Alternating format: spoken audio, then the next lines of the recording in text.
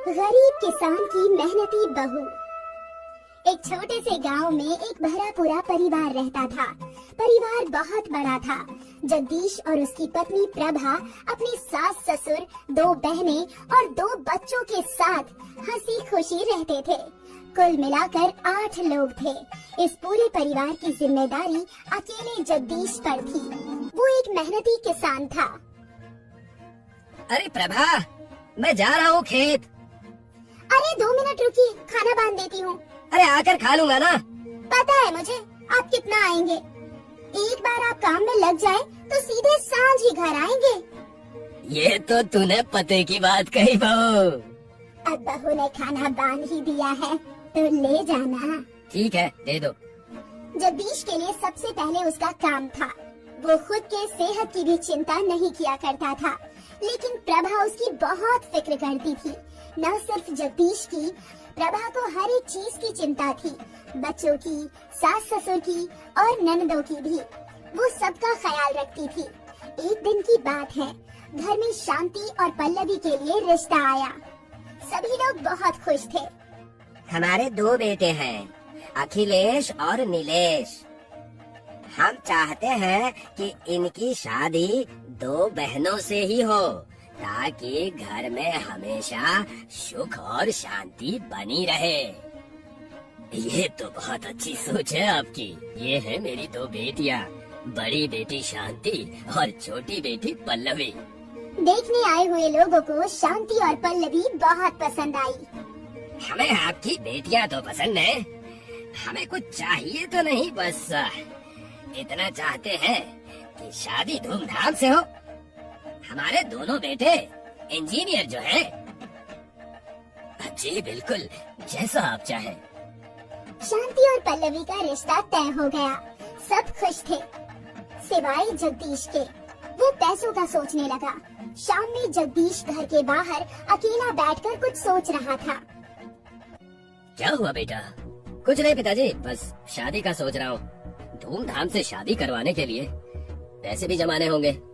हाँ, 2 लाख रुपये मेरे पास भी हैं, पर इतने तो काफी है नहीं। एक ही रास्ता है कि हम खेत गिरवी रख दें।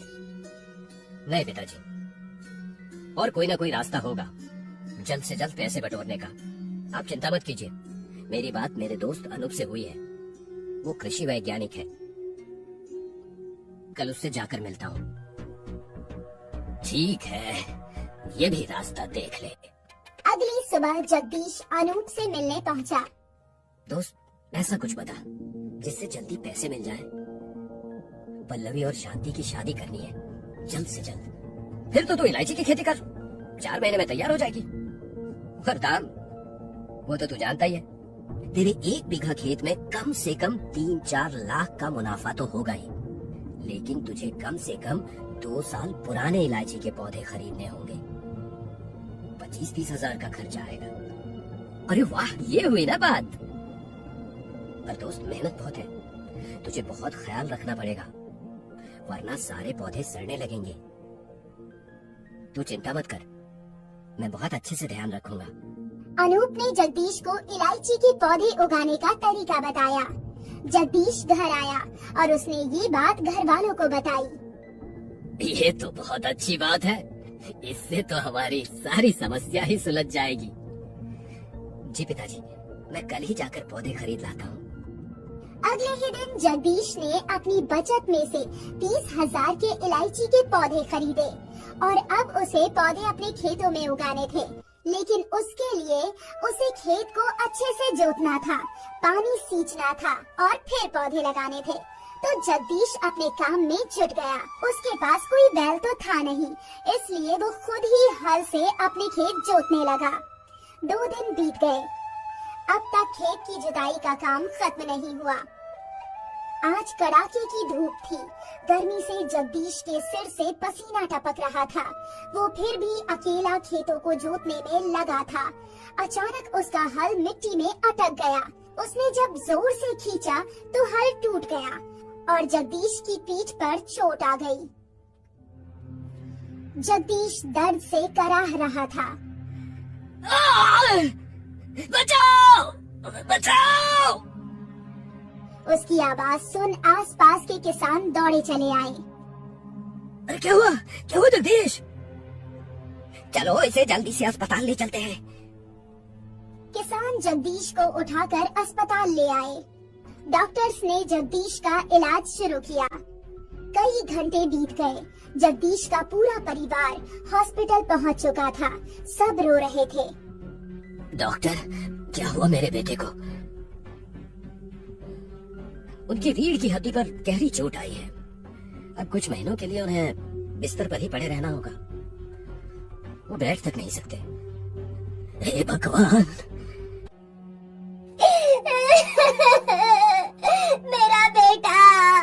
मेरे बेटे के साथ ऐसा क्यों हुआ? सब लोग रो रहे थे।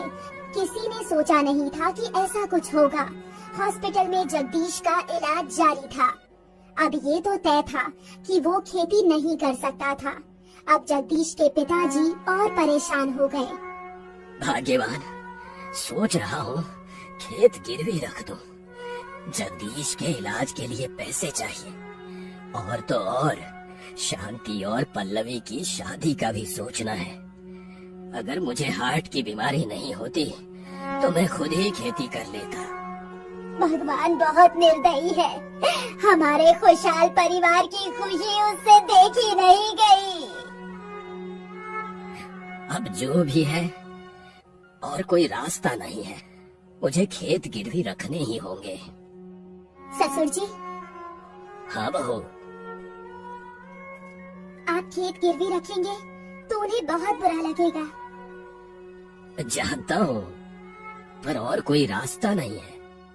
खेतों के बजाय आप मेरे गहने गिरवी रख दीजिए। नहीं बहू, और बहू, इनसे तो बस जगदीश के इलाज का खर्चा निकलेगा।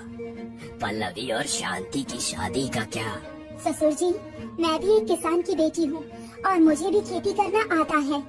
आज से उनकी जिम्मेदारियाँ मैं संभालूंगी और मैं खेती करूंगी।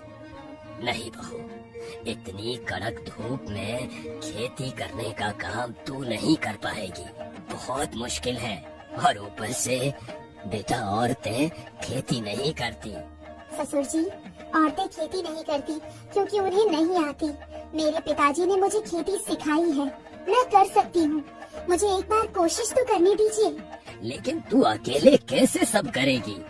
घर की भी तो जिम्मेदारी है। घर और बच्चों की जिम्मेदारी मैं संभाल लूंगी। प्रभा खेती करना चाहती है तो उसे करने दीजिए। ठीक है, लेकिन ये इलायची की खेती कैसे होती है मुझे भी नहीं पता। तो प्रभा को कैसे पता होगा?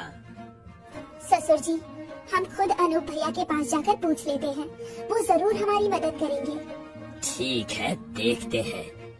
प्रभा ने खेती करने की ठान ली। वो उस गांव की पहली औरत थी जो खेती करने जा रही थी। अगली सुबह प्रभा अपने ससुर के साथ अनूप की किसी लेबोरेटरी पहुंच गई। उन दोनों ने अनूप को जगदीश का हाल बताया। अरे बाप रे, सोचा नहीं था कि ऐसा कुछ होगा। जो हुआ वो भगवान की मर्जी थी बेटा। और अब प्रभा जिद पकड़ कर बैठी है कि वो खेती करेगी। अब तू ही इस पगली को समझा कि ये मुश्किल है। चाचा जी, मुश्किल है पर नामुमकिन नहीं। हमारे देश में कई औरतें किसान हैं और अगर भाभी अच्छे से सीख जाए तो वो जरूर इलायची की खेती कर सकती हैं। बस भैया, आप मुझे सब समझा दीजिए। आपने पहले कभी खेती की है भाभी? मैं भी एक किसान की बेटी हूँ और मुझे भी खेती करना आता है। बहुत बढ़िया, बाकी मैं सिखा दूंगा। अनूप ने प्रभा और उसके ससुर को कुछ वीडियोस दिखाए और इलायची के पौधे उगाने का सही तरीका समझाया। भाभी, अगर आपने सब कुछ सही किया तो 4 महीने बाद इलायची की फसल तैयार हो जाएगी। पर ध्यान रखना, कीड़े ना लग जाएं। जी बिल्कुल।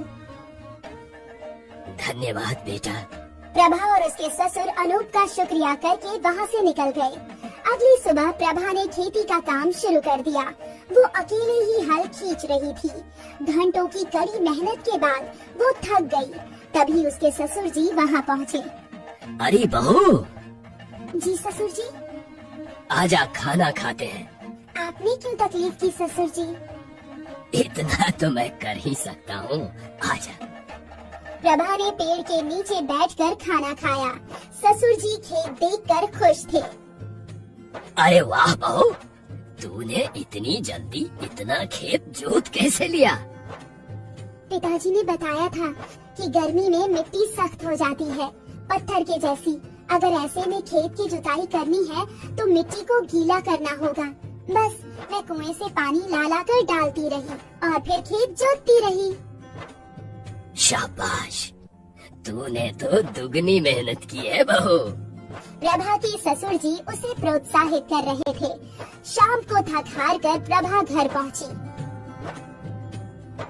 माँ आ गई, माँ आ गई।